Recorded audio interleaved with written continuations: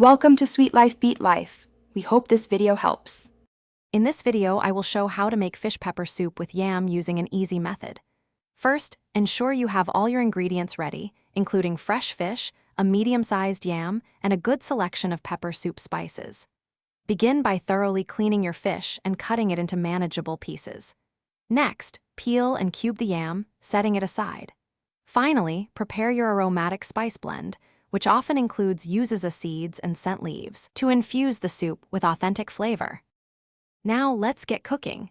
Start by boiling your yam cubes in a separate pot until they are tender but not mushy. Once cooked, remove the yam and set it aside, reserving some of the cooking water. In a clean pot, combine your prepared fish with the pepper soup spice blend and enough water to cover the fish. Bring this mixture to a gentle simmer, allowing the flavors to meld. Add chopped onions, Scotch bonnet peppers for a kick, and a pinch of salt to perfect the seasoning. As your soup simmers, allow the fish to cook gently for about 10 to 15 minutes, ensuring it's tender and flaky. Avoid overcooking to maintain its texture. Now, carefully add the pre-cooked yam cubes back into the pot, letting them absorb the rich broth. Finally, stir in your fresh scent leaves, which will release a wonderful aroma and enhance the overall taste. Give it a final taste test and adjust any seasonings to achieve your desired level of spice and saltiness.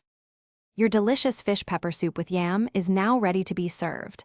Ladle the hot soup into bowls, making sure each serving includes tender fish and soft yam pieces. For an extra touch, you can garnish with a few more fresh scent leaves or a slice of lime to brighten the flavors. This comforting and spicy dish is perfect for any occasion. Remember to check the description below for a link to the Shark AI Ultra Robot Vacuum and other great deals to help keep your kitchen spotless after cooking. Thanks for watching. Consider subscribing if we helped you.